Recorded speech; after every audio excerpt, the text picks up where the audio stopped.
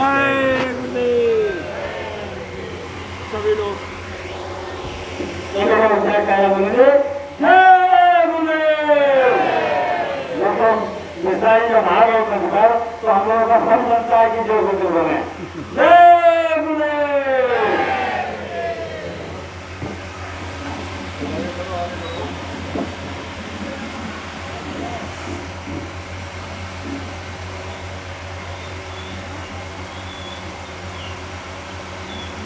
जय गुरुदेव। जय गुरुदेव। जय गुरुदेव नाम किसका? जय गुरुदेव नाम किसका? प्रभु का पावन पवित्र नाम, प्रभु का जागृत नाम, प्रभु का कल्याणकारी नाम। जीवों की रक्षा कौन करेंगे? जन जन का कल्याण कौन करेंगे?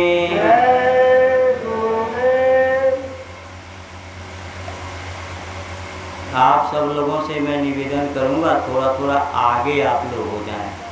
इधर हमारे दाहिने साइड में कुछ जगह है, इधर भी हो जाएं लोग, आगे सड़क के बैठे। अभी सत्संग शुरू नहीं हुआ, लोग और भी आएंगे।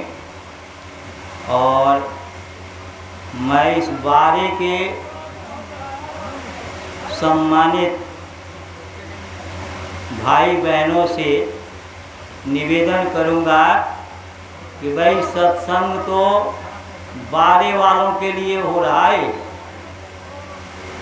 ये जय गुरुदेव वाले तो रोज सत्संग सुनते ही हैं। ये तो रोज कहीं न कहीं हफ्ते में अपना सुन लेते हैं, मथुरा भी जाके सुन लेते हैं। लेकिन जिस स्थान पर एक कार्यक्रम हो रहा, उस स्थान के लोगों को गुरु महाराज के वचन वाणी सुनने को मिल जाए, इनको भी पता लग जाए कि भाई जय गुरुदेव क्या चीज़ है और इनका संदेश किस तरह का है, और हमारे भले की हित की बात बताते हैं, हमारे नुकसान की बात बताते हैं। आ करके आप लोग भी जान समझ लें तो अच्छा रहेगा। समय निकल जाने के बाद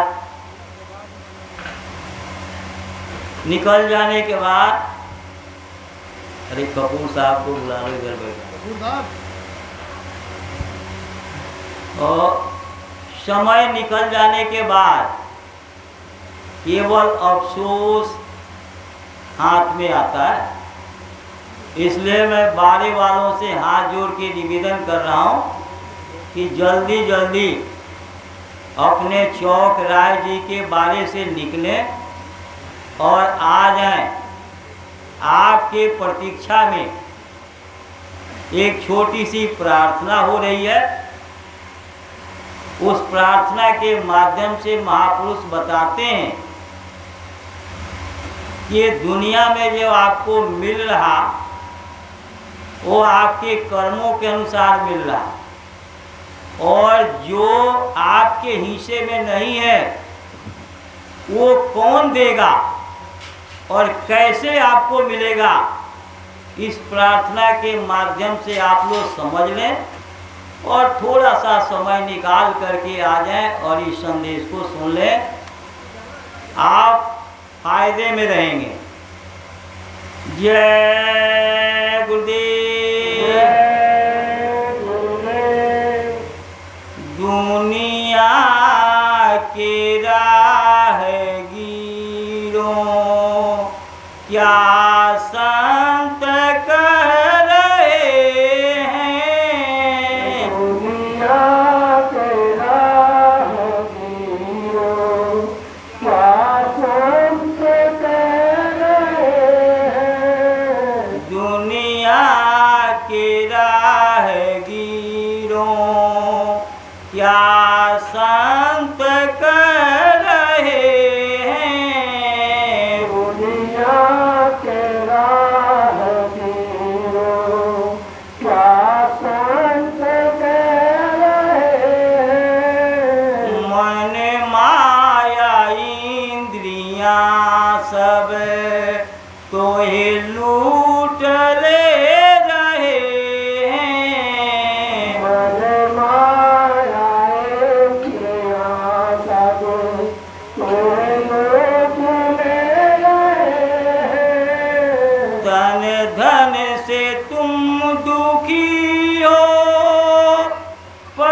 परिवार से दुखी हो, तन धन से तुम दुखी हो, परिवार से दुखी हो, तन धन से तुम दुखी हो, परिवार से दुखी हो, तन धन से तुम दुखी हो, परिवार से दुखी हो, जिनको मिला है सबको वह भी तो रो रहे हैं, जिनको मिला है सब कुछ वह भी तो रो रहे हैं, दुनिया के राहगीरों क्या संत कर रहे हैं, दुनिया के राहगीरों क्या संत कह रहे हैं, माना कि सारे दुख सुख प्रारब्ध से हैं मिलते, माना के साथ दुख सुख मानव से माना कि सारे दुख सुख प्रारब्ध से हैं मिलते, माना कि सारे दुख सुख प्रारब्ध से मिलते, पर देख लो तुम्हें क्या गुरुदेव दे रहे हैं,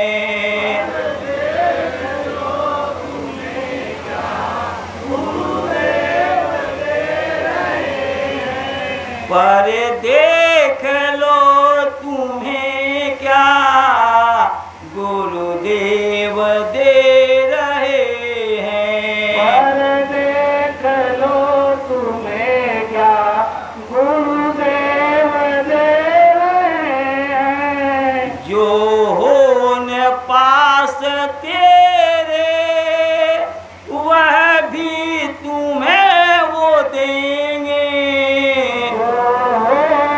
पास तेरे वह भी वो दे रहे हैं, जो हो न पास तेरे वह भी तुम्हें वो देंगे, पास होना तेरे वह भी तुम्हें दे रहे जो हैं, हो न पास तेरे वह भी तुम्हें वो देंगे, हो न पास तेरे वह भी तुम्हें वो देंगे, पर जा शरण उन्हीं के ले लो जो दे रहे हैं, पर जा शरण उन्हीं को ले लो जो दे रहे हैं, दुनिया के राहगीरों क्या संत कर रहे हैं, दुनिया के राहगीरों क्या संत कह रहे हैं, लोगे नगर तू अब की पछताना फिर पड़ेगा, अगर तू अब की पछताना फिर पड़ेगा, लोगे नगर तू अब की पछताना फिर पड़ेगा, और तू अब की पछताना फिर पड़ेगा, पछताते सामने से कितने ही जा रहे हैं, पछताते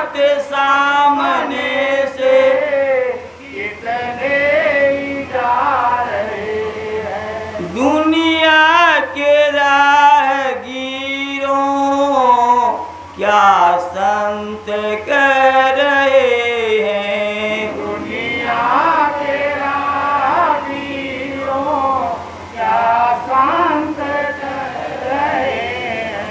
सोते ही बालपन में तुमने बिताया अपने, सोते ही बालपन में तुमने बिताए अपने। अब जा रही जवानी सब खोने जा रहे हो।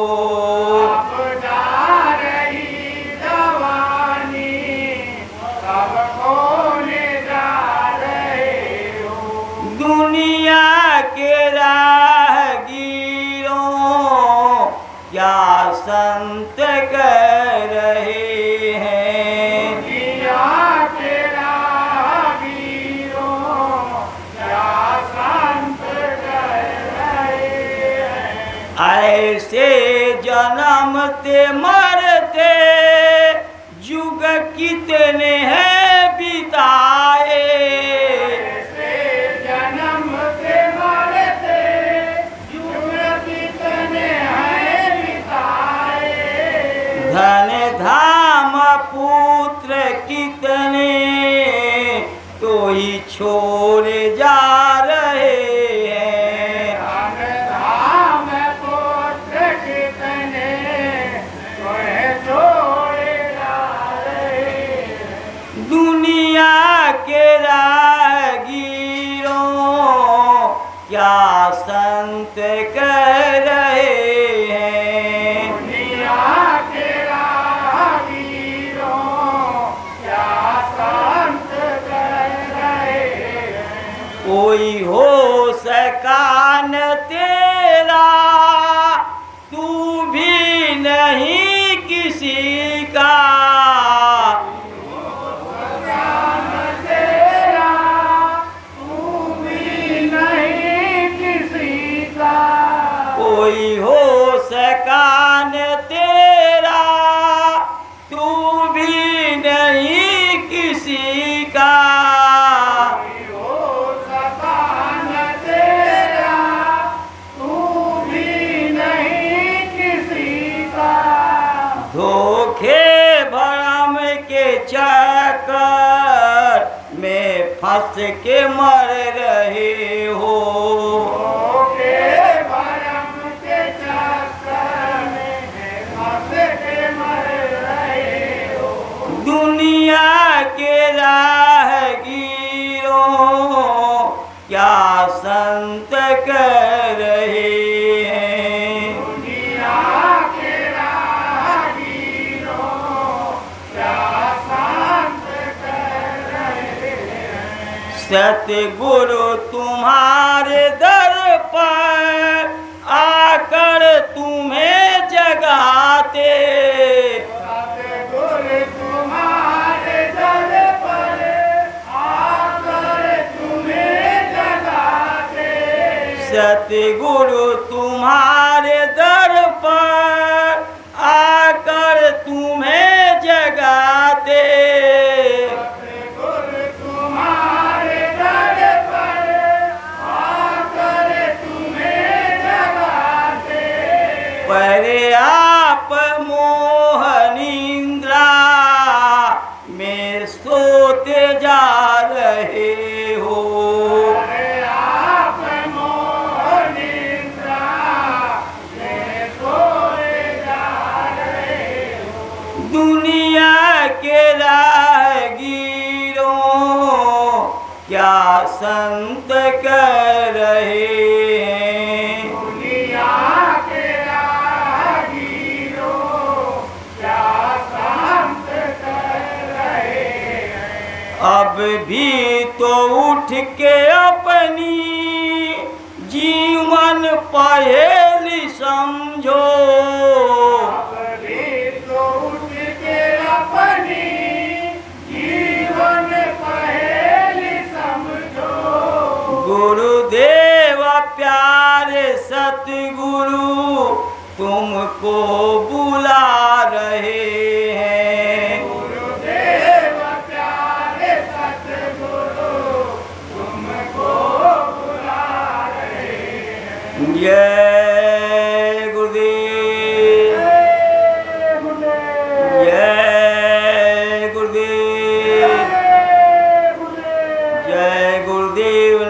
किसका? प्रभु का पावन पवित्र नाम। शब्द स्वरूपी कण कण में विराजमान परम पूज्य स्वामी जी महाराज, परम श्रद्धे अपने गुरु दरबार मथुरा के रखवाले परम श्रद्धेय महाराज जी, सम्मानित सभी सत्संग प्रेमी सत्संगी भाई बहनों था इस कॉलोनी के और हमारे लक्ष्मण दास जी के संबंधी मित्र आदि सम्मानित महानुभावों, हम सब लोगों का बड़ा ही ऊंचा भाग्य है कि हमारी आपकी जीवात्मा को ये अनमोल मानव तन मिल गया। गुरु महाराज कहा करते थे कि जो आत्मा आपके अंदर है वही आत्मा छोटे से छोटे जीव और बड़े से बड़े जानवर के अंदर भी है। बड़े बड़े मठाधीश, धर्म शास्त्रों के ज्ञाता, तीर्थ स्थान में रहने वाले, देश विदेशों में रामायण गीता का प्रवचन करने वाले, अगर उन लोगों से पूछ दिया जाए कि शरीर को चलाने वाली आत्मा इस शरीर में कहाँ रहती है और उसका साइज कितना बड़ा है, तो बड़े बड़े विद्वान इससे अनभिज्ञ हैं, वो नहीं बता पाएंगे। बड़े बड़े वैज्ञानिक साइंटिस्ट जिनकी लिखी किताबें एमटेक बीटेक में और टेक्नोलॉजी के पीएचडी और डीलिट की डिग्री लेने वाले लोग जिन किताबों को पढ़ते हैं और उन किताबों के लिखने वाले लोगों को और बड़े बड़े डॉक्टरों को ये पता नहीं कि शरीर में आत्मा कहाँ रहती है और उसका आकार क्या है, ये उन चीज़ों का ज्ञान उनको नहीं है। तो हम सब लोग इस बात को अच्छी तरह से समझें कि हम लोग वास्तव में भाग्यशाली हैं जो मनुष्य शरीर में हैं। जिन जानवरों को आप काट रहे हो, जिन जानवरों को काट करके खौलते तेल में डाल करके आप बना करके खा रहे हो, कभी आप भी उस शरीर में जाओगे और आप भी काटे जाओगे। जिस सुअर को टट्टी खाते देख करके आपको घृणा आती है, कभी आप भी उस सुअर के शरीर में थे। जिस हाथी को देख करके डरते हो, जिस शेर को देख करके डरते हो, कभी उस शरीर में भी आपकी आत्मा थी। जब से आप अपने घर सचखंड से आए हो, तब से आप जैसे सवेरे से शाम तक कपड़े बदलते हो, उस तरह से आपकी आत्मा ये शरीर बदल रही है। लेकिन कोई इसको अस्थाई मुकाम, अस्थाई ठिकाना नहीं मिला, अपने घर नहीं पहुंची। इसलिए आज भी ये इस साइकिलिंग को करती चली आ रही है। ये बात हमको आपको समझना पड़ेगा कि आप कोई अनमोल मानव तन आपके अच्छे बुरे कर्मों से नहीं, कुछ जरूर इसका सहयोग मिला आपके पुण्य के प्रताप का, लेकिन उससे ज्यादा किसी महापुरुष की दया आपके जीवात्मा पर हो गई, जिसका उस मालिक के साथ आपका सीधा संबंध है। उसने आपको ये मनुष्य शरीर दिलवाया। दया मेहर से नर्तन पायो, मत करना अभिमान, मन तू भजो गुरु का नाम। ये दया मेहर से आपको मनुष्य शरीर मिला। नर नारायणी शरीर, देव दुर्लभ शरीर, ये सृष्टि का सरताज मिला। आप यहाँ आए हो, चाहे सत्संग सुनने के लिए आए हो या अपना संबंध निभाने के लिए आए हो, लेकिन आपके आने का कोई न कोई लक्ष्य है। उसी तरह से मनुष्य शरीर में आने का भी आपका कोई उद्देश्य, कोई लक्ष्य भेजने वाले का भी है और आने वाले का है, और दोनों का एक ही लक्ष्य, एक ही निशाना है कि किसी तरह से आपके जीवात्मा के दुख का अंत हो जाए, जीवात्मा का दुख खत्म हो जाए।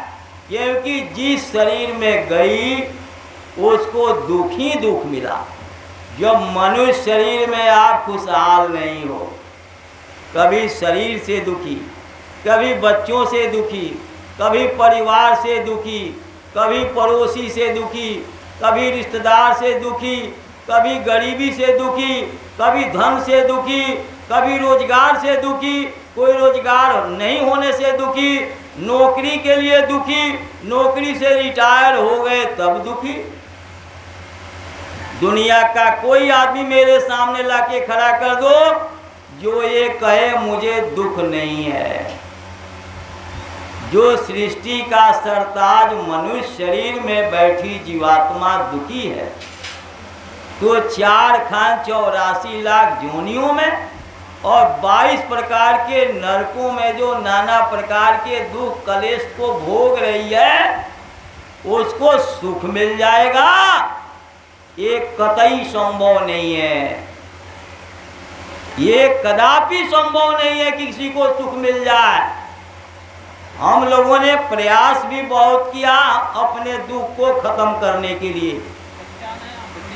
कोई जप तप माही लगावे, कोई तीरथ व्रत बतावे, निज भेद कहे नहीं कोई, बिरथा नर देही खोई, यह सोच करा में भारी, तब सतगुरु मान संभारी, मोहि नाम देह निज सारी, यह मरहम नीत लगारी, तब हृदय गहाव पुरारी, जय गुरुदेव मिले वैद पुरारी। जीवात्मा के इस दुख का निदान केवल समय के संतों के पास होता है। नाम के मलहम के अलावा कोई दवाई नहीं जो जीवात्मा के जख्म को ठीक कर दे, जीवात्मा के कष्ट और तकलीफ को, जीवात्मा के जख्म को और दर्द को केवल सद्गुरु रूपी वैद्य ही खत्म कर सकते हैं, मिटा सकते हैं। और जो नामदान का मलहम है, उसी मलहम से आपकी तकलीफ ठीक होगी। आपको अनमोल मानव तन मिला अपनी जीवात्मा को अपने घर पहुंचाने के लिए। यही एक ऐसा शरीर है जिस शरीर से रास्ता अपने घर जा रहा, बाकी किसी शरीर में रास्ता नहीं है।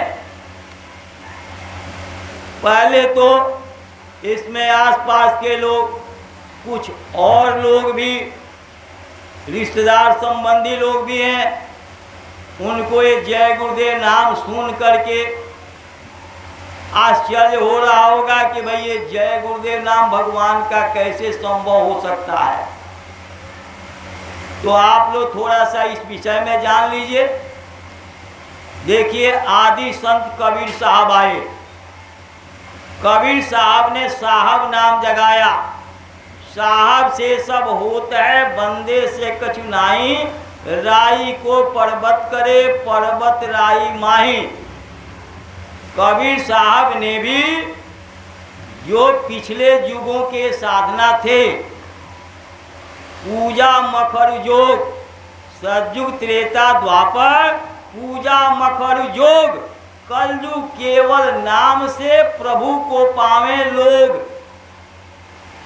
कलयुग में केवल नाम से आप प्रभु की प्राप्ति कर सकते हैं। तो कबीर साहब ने कहा, दुनिया वालों, जिसको आप सुख समझते हो, वो सुख मेरे से कोटान कोट दूर हो जाए, मुझे इसकी कोई चिंता नहीं है। सुख के माथे सील पड़े, पत्थर पड़ जाए, बर्बाद हो जाए, मेरा सब सुख भौतिक छिन जाए, मुझे इसकी कोई चिंता नहीं।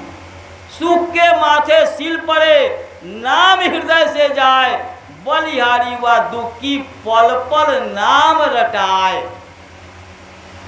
वो दुख प्रशंसा के योग है जिससे हम मालिक को बराबर याद करते रहें। और सुख को कहा कि वो सुख के ऊपर पत्थर पड़ जाए, वो सुख हमसे कोटान कोट दूर हो जाए, मुझे इसकी कोई चिंता नहीं है। उस सुख का कोई फायदा नहीं जो मालिक से हमको दूर कर दे। मालिक और हमारे बीच में ये दूरी बना दे तो ऐसे सुख का क्या लाभ। उसी को मीराबाई ने, उन्होंने साहब नाम जगाया, मीराबाई ने गिरधर गोपाल नाम जगाया। राजमहलों में रहती थी, सोने चांदी से लदी रहती थी, चित्तौड़गढ़ की रहने वाली महारानी। और उस समय पूरी दुनिया में जूता सिलने वाले रैदास के अलावा किसी के पास वो दौलत नहीं थी, किसी के पास वो दौलत नहीं थी। और पूरा राजस्थान और हरियाणा, दिल्ली, पश्चिमी उत्तर प्रदेश सबको पार करती हुई, चीरती हुई, फाड़ती हुई और काशी के धर्म धरती पर पहुंच गई। वहाँ बड़े बड़े मंदिर, बड़े बड़े धर्म शास्त्रों के जानकार और वहाँ पत्रा जंत्री लिखने वाले विद्वान पंडित ज्ञानी, वहाँ गंगा जैसी पवित्र नदी, उस काशी को शंकर के त्रिशूल पर माना गया है धर्मशास्त्रों के अनुसार। क्योंकि आपके हरिश्चंद्र जो है अपने को बेचने के लिए, विश्वामित्र का कर्जा चुकाने के लिए काशी गए थे बिकने के लिए। उसको धरती से अलग शंकर के त्रिशूल पर माना गया है, वहाँ वो गए थे। वो सब कुछ के होते हुए उन प्रकांड विद्वान, व्याकरण, साहित्य और आपके आयुर्वेद के आचार्य लोगों के पास वो दौलत नहीं थी। झोपड़ी में रहने वाले, जिनके रहने का ठिकाना नहीं, खाने का ठिकाना नहीं, मजदूरी करके जूता सील के अपने बच्चों का पालन पोषण करते थे, उस दौलत के अधिकारी पूरी दुनिया में रैदास जी थे, उनके अलावा कोई नहीं था। उसी मीराबाई ने गिरधर गोपाल नाम जगाया। अयोध्या में पलटू साहब आए, जो झोपड़ियों में रहते थे, बड़े बड़े महल वाले लोग उनके पास जाते थे और लोगों ने बड़ा विरोध किया, नहीं समझ में आया, उनके झोपड़ी में आग लगा करके और पलटू साहब को जिंदा जला दिया लोगों ने। उन्होंने सत नाम जगाया। गुरु नानक देव आए, उनके बाद 9 गुरु आए। गुरु नानक देव के आने से पहले इस धरती पर कोई सिख नहीं था। मोहम्मद साहब के आए हुए 1500 बरस से कम हुआ और 1500 बरस के पहले कोई मुसलमान दुनिया में नहीं था। ईसा मसीह को आए हुए लगभग 2500 वर्ष हुए। 2500 वर्ष के पहले कोई ईसाई इस धरती पर नहीं था। सभी मानव थे, सभी इंसान थे। अब आप ये समझ लीजिए, पलटू साहब ने सतनाम जगाया और नानक साहब ने वाहे गुरु नाम जगाया। आपके गोस्वामी जी महाराज, जिनका हम रामचरित मानस पढ़ते हैं, उन्होंने राम नाम जगाया।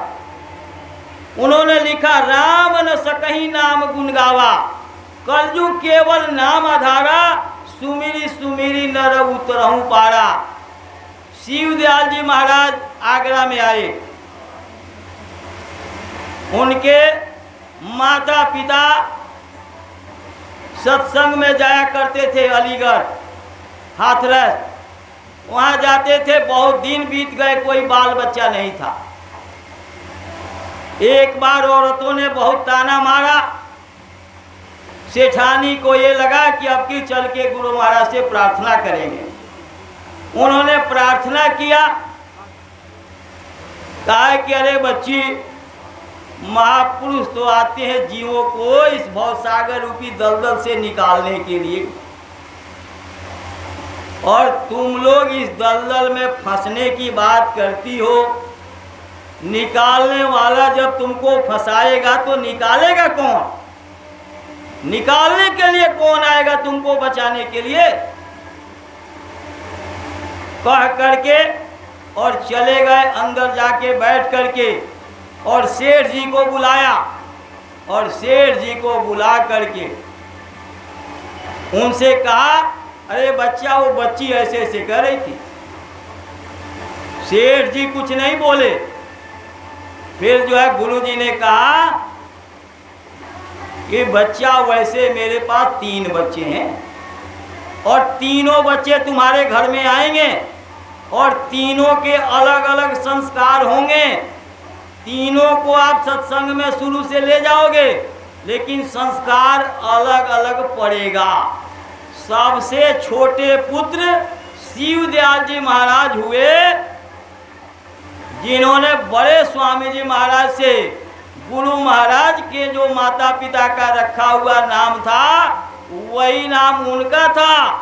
जो बाजीराव पेशवा के बड़े भाई श्यामजी राव पेशवा थे, महाराष्ट्र में ब्राह्मण परिवार में पैदा हुए थे। पिता उनका राज तिलक करने जा रहे थे। 21 साल के उम्र में शादी हो गई थी, 1 साल का बच्चा था। उन्होंने कहा, पिताजी राज तिलक तो हो जाएगा, मैं जरा सैर करने निकलूंगा। उन्होंने अंगरक्षक सेवादारों को घोड़े पर बिठा दिया और वो तुर्की घोड़े पर सवार होकर सैर करने निकले। ऐसा घोर अंधेरा कर दिया बड़े स्वामी जी महाराज ने कि अंगरक्षक सेवादार बड़े स्वामी जी महाराज को देख नहीं पाए। कितने दिन जंगलों में, पहाड़ों में, जमीन पर घास में जोते हुए खेत में पत्थरों पर सोए, भूखे प्यासे रह करके, और तब जाकर के हाथरस में आके सत्संग और नाम दान शुरू किया। उनके नाम के, गुरु महाराज के नाम के आगे दास लगता है और उनके नाम के आगे साहब लगता है। उन्होंने लिखा कि रहूं विदेह देह दर्शाऊं, मैं शरीर नहीं हूँ, गुरु शरीर नहीं होते।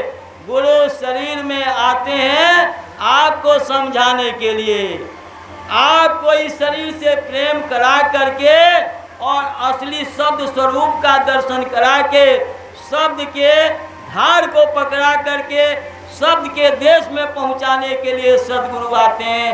रहूं विदेह देह दर्शाऊं, कोई बात नहीं, मेरे पास वो अमर संदेश रखा हुआ है। जब गुरु महाराज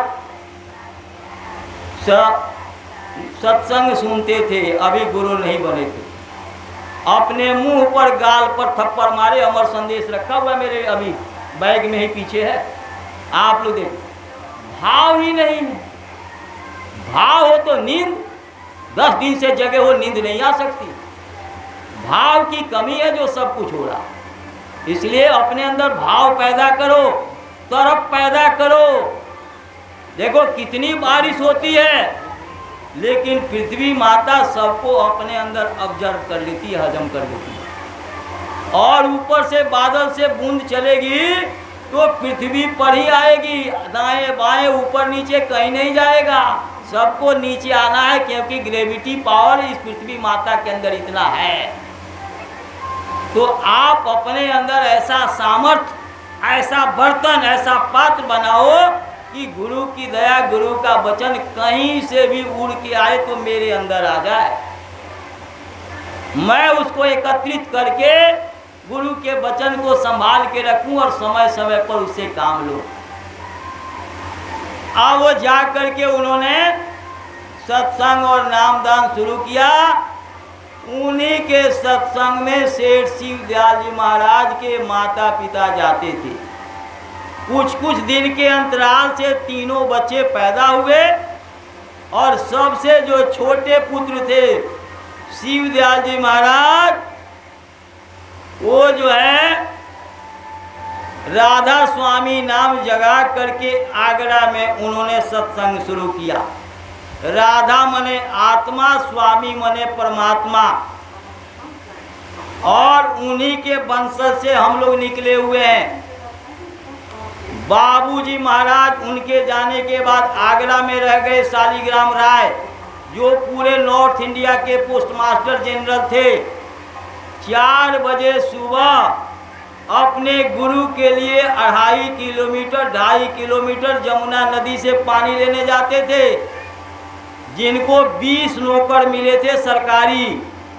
किसी नौकर को चाहते तो वो कह के पानी मंगवा सकते थे अपने गुरु के लिए, लेकिन उसका लाभ उस जीव को मिलता, उनको नहीं मिलता। उसके बाद ब्रह्म प्रकाश मिश्र हुए आगरा में, ये लोग पूरे महात्मा थे। उसके बाद कौन हुआ, कैसे हुआ, मुझे इससे लेना देना नहीं, क्योंकि मैं महात्मा नहीं हूँ, तो मुझे किसी को ये कहने का अधिकार नहीं है कि वो पूरे नहीं है, वो अधूरे हैं। मुझे कहने का अधिकार नहीं है, क्योंकि सत्संग में किसी की बुराई नहीं होती। जहाँ बुराई होती है उसको सत्संग नहीं कहा जाता। साफ सुथरी बात आप लोग समझिए। उसके बाद जो है गुरु महाराज ने इसी राधा स्वामी नाम से नामदान लिया। जयमल सिंह महाराज डेरा ब्यास चले गए। उसके बाद सावन सिंह महाराज जो एग्जीक्यूटिव इंजीनियर थे फौज में, और उसके बाद जगत सिंह महाराज जो 9 साल तक जो है ब्यास में गुरु रहे। उसके बाद पूरा अधूरा मुझे नहीं मालूम, उसी में से गरीबदास जी महाराज दिल्ली सराय रोहिला आए। उसके बाद हाथरस जाके सत्संग शुरू किया, और विष्णु दयाल जी महाराज दादा गुरु के बड़े भाई वहाँ से नामदान लिए। उन्होंने गुरु महाराज को नामदान दिया। और जब गुरु महाराज ने उस रास्ते को पार करके साधना किया और अपनी जीवात्मा को सतलोक पहुंचा दिया, और जब जीवात्मा वहां आने जाने लगी तो उन्होंने देखा कि मेरे गुरु ही सत्पुरुष के स्थान पर बैठे हैं। अपने गुरु महाराज से पूछा कि सरकार, मैं आपको किस नाम से याद करूं? तो दादा गुरु ने कहा, मैं तो सतनाम अनामी, लेकिन तुम जिस नाम से मुझे याद करोगे मैं उसी नाम से मिलूंगा। तो गुरु महाराज ने सोचा, सत्पुरुष के रहते, रामायण गीता के रहते, पूरे संत महात्माओं के वचन वाणी धार्मिक पुस्तकों के रहते, कबीर साहब ने संतों की वाणी लिखी, राधा स्वामी वालों ने सार वचन लिखा, आपके नानक साहब ने ग्रंथ साहब लिखा, कबीर साहब ने संतों की वाणी, तमाम महात्माओं ने, गोस्वामी जी महाराज ने घट रामायण लिखा, रामचरितमानस लिखा, विनय पत्रिका लिखा, दोहावली कवितावली लिखा, आपके हनुमान चालीसा लिखा। महात्माओं ने तमाम धर्म शास्त्रों को लिख करके और हम लोगों के लिए रख दिया। उन सब धर्म शास्त्रों के होते हुए, उन धर्म शास्त्रों के पढ़ने वालों के होते हुए, तीर्थों के होते हुए, मंदिर मस्जिद गिरजाघर गुरुद्वारे के होते, गंगा जमुना के होते, तीर्थ व्रत के होते, सब कुछ के होते, मैं जान नहीं पाया। और मुझे गुरु की खोज करने में पूरा 39 साल लगा था। गुरु महाराज को अपने गुरु की खोज में पूरा 39 साल लगा था। 1 साल के उम्र में गुरु महाराज के पिताजी चले गए। 4 साल के उम्र में माताजी बीमार हुई और उन्होंने कहा कि बच्चा जीवन में 2 काम करना, एक प्रभु को पाना, एक अपनी शादी मत करना, और मेरे तो अब जाने का समय हो गया। गुरु महाराज को ये समझा के माताजी का शरीर पूरा हो गया और 4 साल के उम्र में गुरु महाराज अपने मामा के घर आ गए और वहाँ जो है गन्ने का कोल्हू चल रहा था। गुरु महाराज एक गन्ना हाथ में पकड़ के बैलों को हाँक रहे और गन्ने की पेराई हो रही है। गुरु महाराज की इच्छा हुई कि चलो एक गन्ना मैं लेकर के चूस लूं। तब तक इनके ममेरे भाई ने गन्ना छीन के गुरु महाराज के मुंह पर एक थप्पड़ मारा, जिनके रोम रोम में खरबों सूरज चांद लटके हैं, ऐसे महापुरुष के हाथ से इनके ममेरे भाई ने गन्ना छीन लिया। गुरु महाराज ने कुछ नहीं बोला और सुबह 4 बजे उठ करके और नदी में कूद गए। सारे कपड़े निकाल करके किनारे रख दिए। दूसरे तरफ जा करके केले का पत्ता लपेट लिया। इधर गांव वालों ने देखा, ये लग रहा फलाने दास के कपड़े हैं, लग रहा है कि वो डूब के मर गया। और गुरु महाराज पूरा 39 साल तक अपने गुरु की तलाश की और 1 साल तक बल्कि मस्जिद में रह के 5 वक्त का विधिवत नमाज अदा किया, पढ़ा, लेकिन खुदा का दीदार नहीं हुआ। बकरा ईद के दिन वो मौलवी बकरा हलाल कर रहे थे, तो गुरु महाराज ने कहा कि जो रहम नहीं कर सकता उसको रहमान कैसे मिलेगा, जो दया नहीं कर सकता वो दयालु को कैसे पाएगा। आज जो मुसलमान कह रहे हैं कि हमारे उसमें तो कुर्बानी के लिए लिखा हुआ, सच्चाई और हकीकत तो ये है कि कुर्बानी का मतलब बुराइयों की कुर्बानी, अपने बुराइयों की कुर्बानी दो। काम क्रोध मोह लोभ अहंकार, इन दुश्मनों को निकालो, जिससे आपकी जीवात्मा जो है साफ सुथरी निर्मल हो जाए। वो काम तो आप करते नहीं। आप बुराइयों की कुर्बानी ना करके, इंद्रियों का दमन ना करके, और आप जानवरों की हत्या करते हो। जब 15 साल पहले कोई मुसलमान नहीं था, तो क्या उस समय पैदा आपको करने वाला कोई अलग था? उस समय भी जो भगवान, जो खुदा, जो काल प्रभु आपको बनाने वाला, इस दुनिया को बनाने वाला था, वही आज भी है। लेकिन आप समझ बैठे हो कि हिंदुओं को कोई और पैदा करता है, मुसलमानों को कोई और पैदा करता है। अरे अभी 600 वर्ष पहले जब नानक साहब नहीं आए थे, तो सिखों को अब अलग कोई पैदा करने वाला हो गया, और 600 वर्ष पहले वो जब हिंदू थे तो उनको कोई और पैदा करता था। अरे सबको बनाने वाला God has maker of all things, भगवान ने दुनिया की सारी चीज़ों को बनाया है। हम लोगों ने विभाजन और बंटवारा कर दिया कि हिंदू को पैदा करते हैं, मुसलमान को पैदा करते हैं, सिख और ईसाई को पैदा करते हैं। पर ऐसा कुछ नहीं है। जिसने बनाया उसने सबको बनाया, सबके लिए एक ही रास्ता, एक ही तरीका, एक ही नियम, आने का रास्ता एक, जाने का रास्ता एक, और भजन का रास्ता भी सबको एक ही जैसा है। आपके निजामुद्दीन औलिया आए, उनके पास हिंदू भी जाते थे, मुसलमान भी जाते थे, और सबको इबादत का रास्ता एक तरीके का बताया, सबको शाकाहारी, सदाचारी और मद्यपान रहित बताया।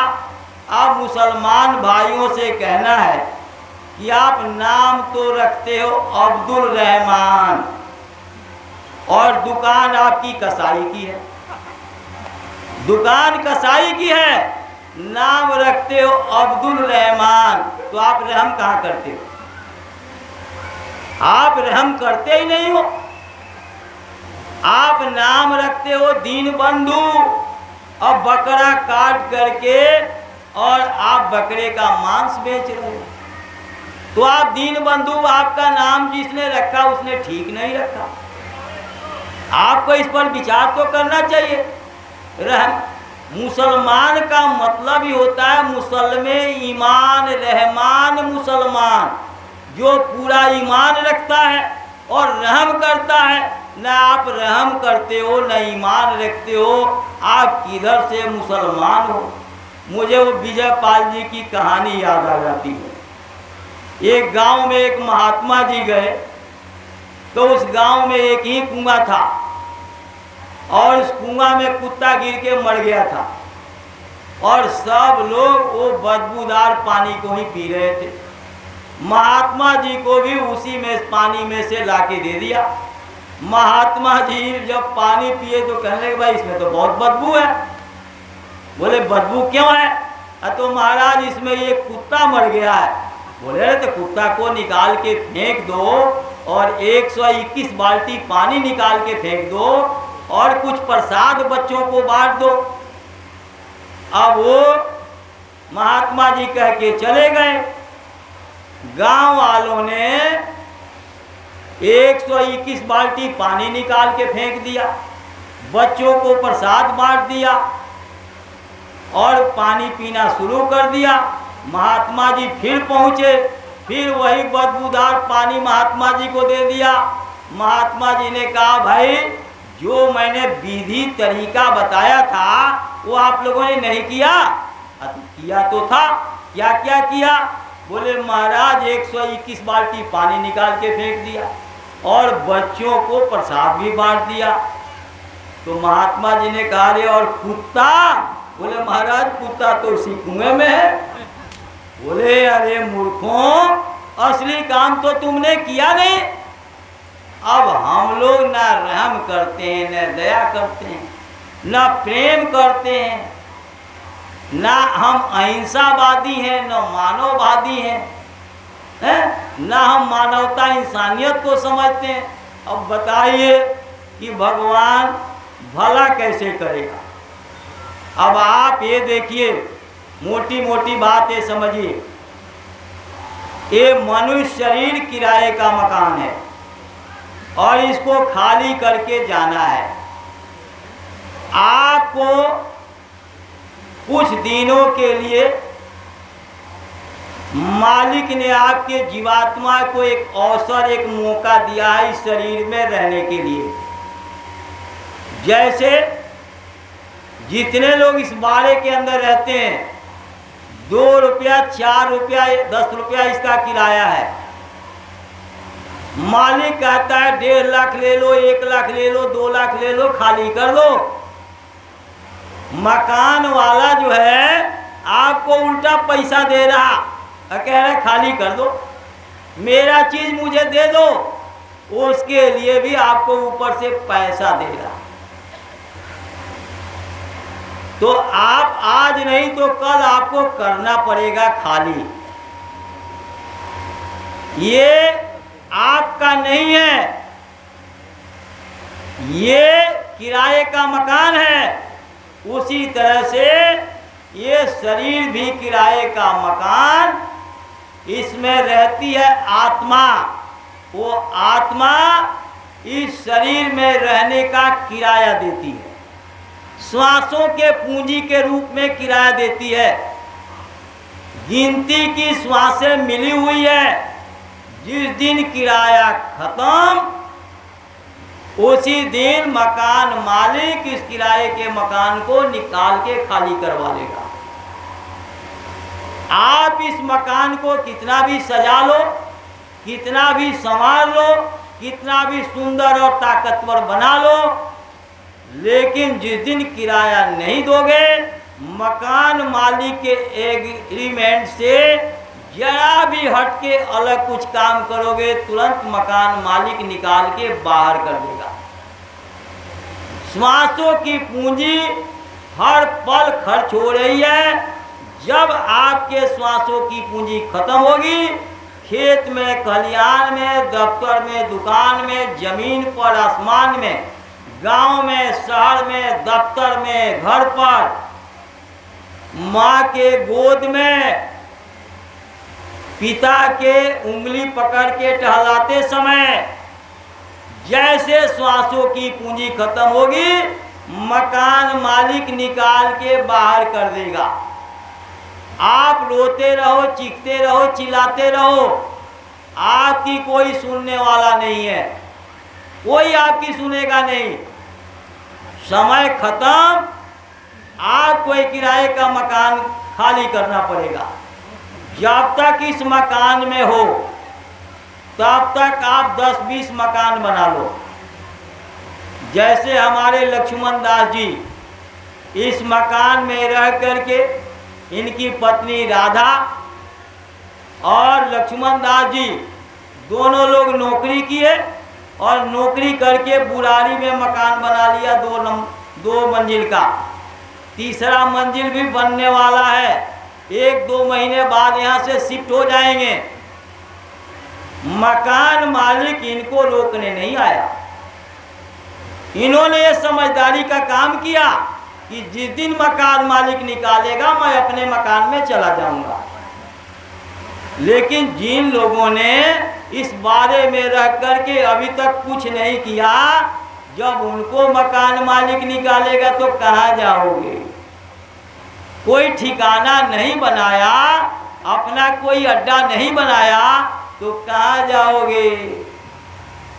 वो तो सामान निकाल करके इस चौराहे पर मकान मालिक डाल देगा। आपके बच्चे की पढ़ाई, आप सामान देखोगे कि ऑफिस जाओगे काम करने, दुकान लगाने जाओगे पटरी पर, या घर का सामान बच्चों के रहने का ठिकाना ढूंढोगे? उस समय क्या दुर्गति होगी, क्या दुर्दशा होगी? कौन सुनेगा, कौन मदद करेगा?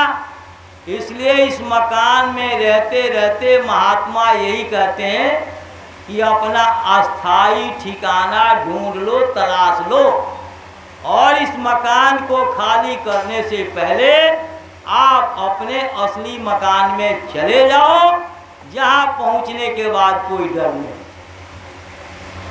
एक राजा का राज था, 5 साल के लिए सबको राजा बनने का मौका दिया जाता था। 5 साल में आप जो कुछ भी आदेश निर्देश करोगे प्रजा आपकी एक एक बात मानेगी। लेकिन 5 साल के बाद जैसे समय पूरा होगा, आपको राजा के कुर्सी पर से उतार करके राजमहल के बाउंड्री के बाहर एक नदी बह रही थी, नदी के उस पार नाव पर बिठा करके वीरान जंगल में छोड़ दिया जाता था। वहाँ जो है जंगली जानवर उस आदमी को मार के खा जाते। ऐसे करते करते बहुत दिन गुजर गए। एक चतुर आदमी को मौका मिला राजा बनने का। जैसे वो राजा बना, उसने एक मीटिंग कॉल किया और मीटिंग में डिसाइड किया कि भाई मैं चाहता हूं कि कल सुबह हम लोग उस जंगल में चल के निरीक्षण करेंगे कि आज से पहले जो राजा गए वो कहाँ गए और इस समय उनकी क्या स्थिति है, इस चीज़ की जानकारी करेंगे। जब वहाँ गए तो देख रहे हैं कि राजा कोई नहीं है वहाँ, केवल उनके हड्डियों का नरकंकाल जो है खड़ा है, हड्डियों का ढेर पड़ा हुआ है। उसने सोचा कि भाई आए तो ये शरीर में थे और शरीर इनका कहीं है नहीं, ये तो हड्डी ही हड्डी नजर आ रही है। ऐसा लगता है कि जानवरों ने इनका मांस खा लिया हो और केवल ये हड्डियों का ढेर पड़ा है, और मेरा भी थोड़े दिन के बाद यही हाल होगा। तो क्यों न समय के रहते चेत करके इसका कोई निदान, कोई उपाय निकाल लिया जाए। उसने जो है निरीक्षण करके आया और प्रजा को बुला करके कहा कि भाई सेना भेजो और एक तरफ से जंगल कटवाना शुरू कर दो। जंगल कटवा करके और वहाँ पर जिस तरह का राज्य इधर है उसी तरह की true copy, photo state xerox copy उधर तैयार कर दो। बिल्कुल उसी तरह का तैयार हो गया, उसी तरह का खजाना, खजाने में धन, उसी तरह से फौज फटाका, उसी तरह से नौकर चाकर, खाने पीने रहने की राजमहल, सब कुछ उसी तरह से बनवा दिया। जैसे 5 साल का समय पूरा हुआ, जनता ने कहा हजूर आपका समय पूरा हो गया, इस मकान को खाली करिए। वो पहले से तैयार था। उसने कहा आप अपना धरोहर जो है बाइज्जत वापिस लीजिए और मैं इसको छोड़ के जाना चाह रहा हूँ। और खुशी खुशी नाव पर बैठा उधर चला गया। सारी व्यवस्था पहले से तैयार थी और उसी तरह से जीवन यापन करने लगा जैसे इस राज में रह के करता था।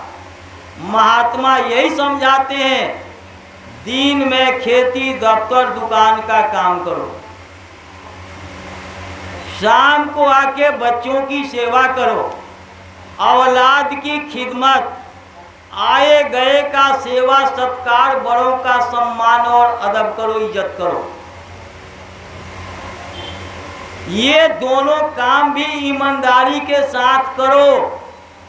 ईमानदारी के साथ नहीं करोगे तो भी उतना ही मिलेगा जो आपके भाग्य प्रारब्ध किस्मत और लक में है, उससे ज्यादा आपको कतई मिलने वाला नहीं है। लाख कोशिश कर लो। अब आप देख लो, 25,000 करोड़ का मालिक अतीक अहमद, 25,000 करोड़ का मालिक, उसकी क्या दुर्गति हुई? उसकी संपत्ति कहाँ कहाँ जाएगी, कैसे कैसे बिखर जाएगी? उसके साथ क्या गया? विश्व विजेता सिकंदर के साथ क्या गया? अगर ये ज्ञान होता कि ये सब कुछ जाएगा तो मीराबाई राजमहल को क्यों त्यागती? धर्मदास जिनके 50-50 जहाज रोज के माल आते थे, वो सबको छोड़ करके कबीर साहब के पास कबीर चौराहे पर जाकर के क्यों रहने लगे? पहले दिन 50 जहाज उनका माल डूब गया, उनको इसकी कोई चिंता नहीं। वो कहने लगे गुरु महाराज ने एक ही बार दया करके कई जन्मों का पाप सब साफ कर दिया। ये ज्ञानी की भाषा है, ज्ञानी की समझ है। लेकिन अज्ञानी कहेंगे गुरु महाराज के यहाँ जाते हैं, सेवा देते हैं, सत्संग सुनते हैं, बेटा के पेट में दर्द हो गया, बेटा की नौकरी चली गई, दुकान नहीं चलती, अरे अभी बीमार पड़ा, मेरी उंगली कट गई, गुरु महाराज के यहाँ जाने का क्या फायदा हुआ? मुझे जो है खांसी हो गई, कैंसर हो गया, टीबी हो गई। अरे जो बो के आए हो, कर्म आप किए हो, कर्मों के बंधन ने आपको जकड़ रखा है, तो उसका फल पड़ोसी भोगेगा। आपने हत्या की, आपने कत्ल किया, तो आपका भी तो कोई कत्ल करेगा, आपका भी तो कोई नुकसान करेगा। गुरु महाराज के पास जाके एक औरत रोती थी बराबर, कहती थी सरकार मेरा आदमी बहुत मारता है, बहुत पीटता है, सरकार दया कर दीजिए, समझा दीजिए। गुरु महाराज कहते हैं अरे बच्ची कोई बात नहीं, सब ठीक हो जाएगा। एक बार मुंगरी से मार के उसने हाथ तोड़ दिया अपने पत्नी का। जो पत्नी माता पिता को छोड़ करके, माता पिता को छोड़ करके और पति को परमेश्वर मान करके वो लक्ष्मी उनकी पूजा करती है और सब कुछ को छोड़ करके इनको पति को परमेश्वर मानती है, उस पत्नी की मुंगरी से मार के हाथ तोड़ दिया और हाथ पर प्लास्टर हो गया और उस प्लास्टर को लेकर के मथुरा पहुंच गई गुरु महाराज को अपनी तकलीफ सुनाने के लिए। गुरु महाराज से कहने लगी सरकार अब तो हाथ तोड़ दिया, अब तो कुछ दया करिए। बोले अरे बच्ची कोई बात नहीं। बोले सरकार हर बार आप यही कहते हैं कि कोई बात नहीं, अब हाथ तोड़ दिया, क्या मैं मर जाऊंगा तब कुछ दया करेंगे?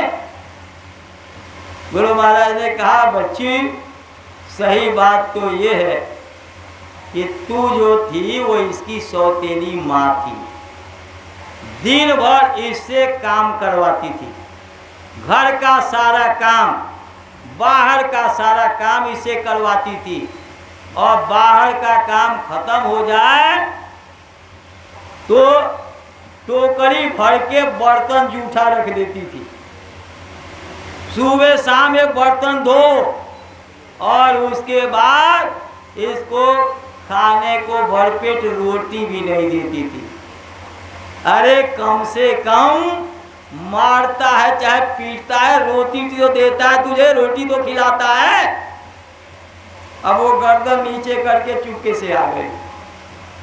महात्मा सब जानते हैं, गुरु महाराज जो है कहीं गए तो कहने लगे एक वकील साहब कि मैं किसी को नहीं मानता। गुरु महाराज ने कहा आपकी मर्जी, किसी को नहीं मानते थे।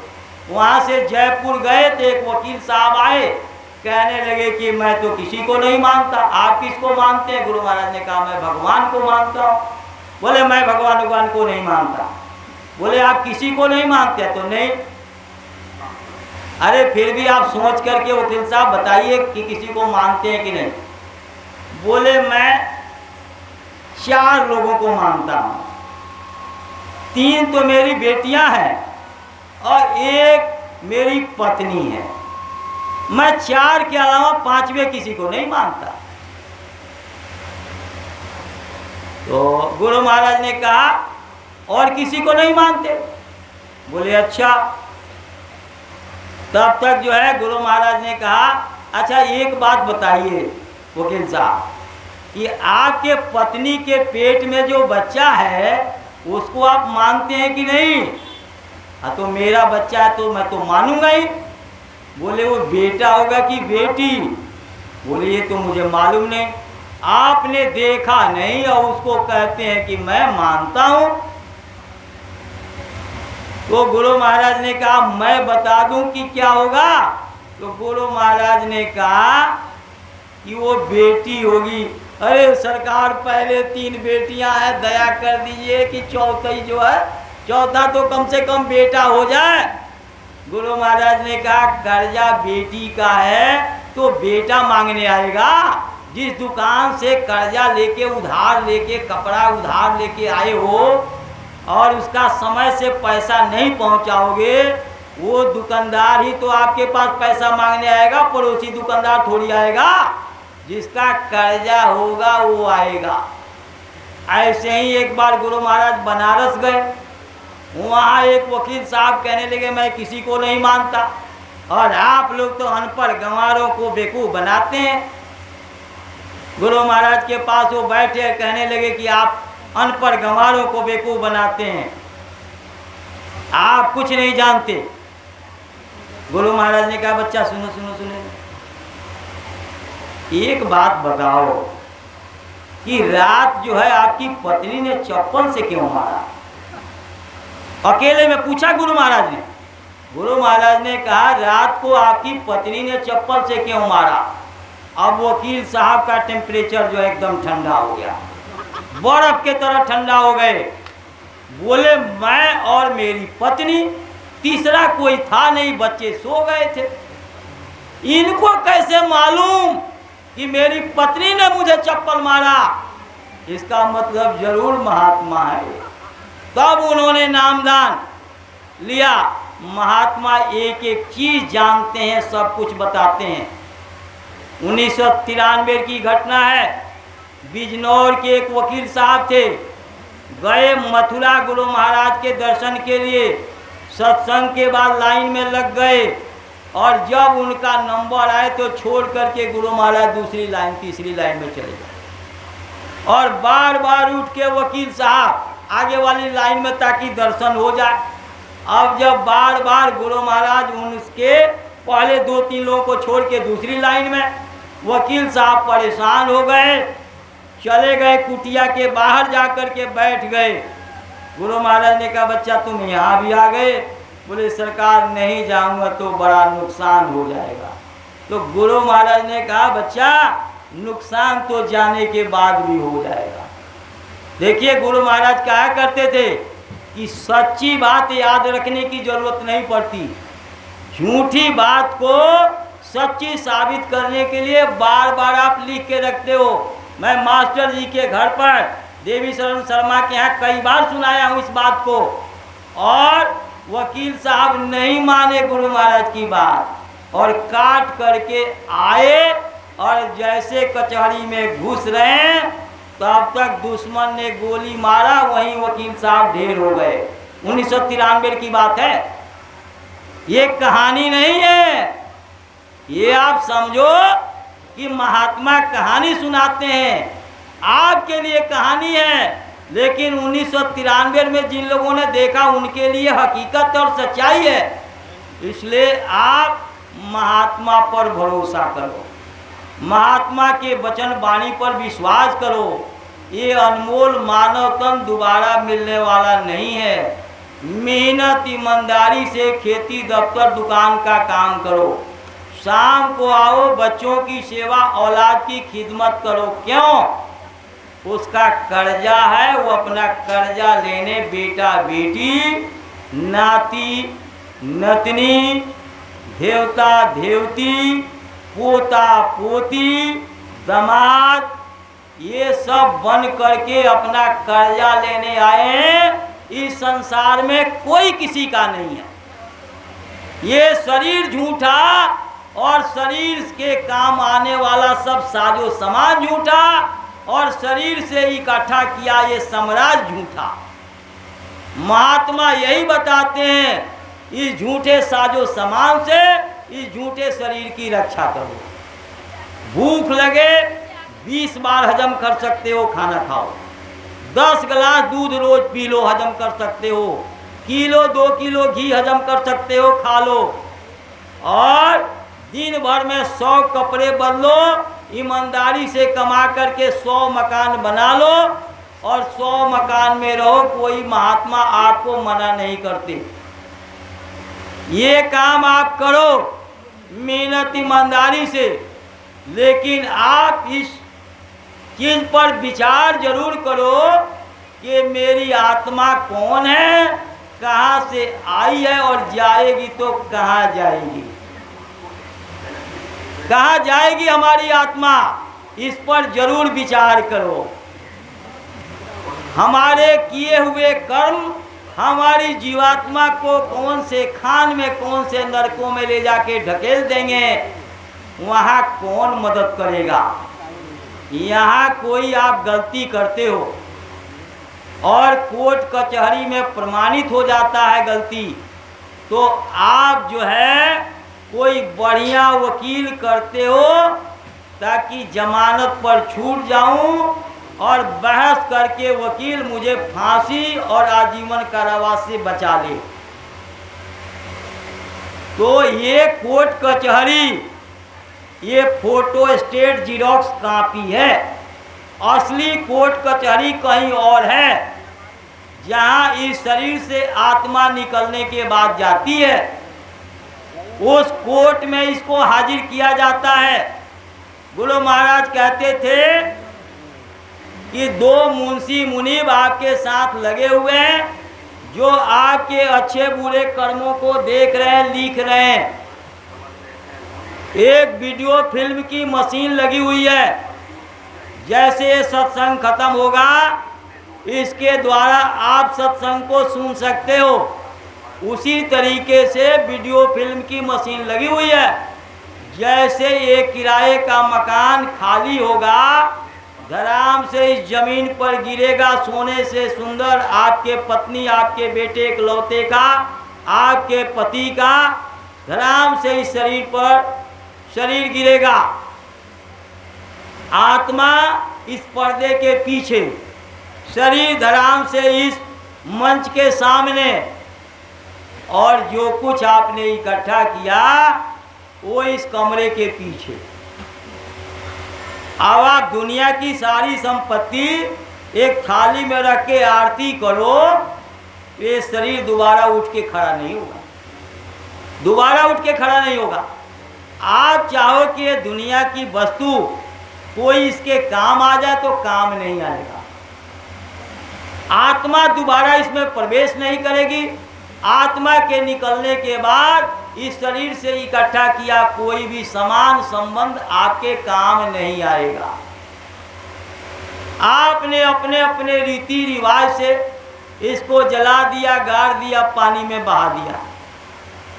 शरीर का खेल यही खत्म हो गया।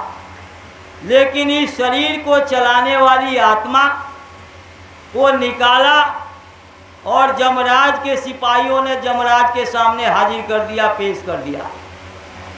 50 साल, 60 साल, 100 साल, जितना भी समय आपने इस मृत्युलोक में बिताया, जो भी अच्छे बुरे कर्म किए, सब कर्मों की फाइल वहाँ पहुँचा दी गई। 2-4 दिन, साल, 2 साल उसको पढ़ने में नहीं लगता। 30 सेकेंड, मात्र आधा मिनट का समय लगता है और उसको पढ़ के सुना दिया जाता है और उसके अनुसार आपके जीवात्मा को शरीर दिया जाता है। ये शरीर 5 तत्वों का शरीर है, क्षिति जल पावक गगन समीरा। और उसके बाद इसी आत्मा को निकाल करके इस शरीर में किए हुए कर्मों को भोगने के लिए 17 तत्व के लिंग शरीर में डाल दिया जाता है। बहुत अच्छे कर्म किए, देवी देवता के शरीर में चले गए, स्वर्ग वैकुंठ में चले गए, लेकिन यह तन कर फल विषय न भाई, स्वर्गहु अंत काल दुखदाई। क्योंकि पुण्य छीने मृत्यु लोके।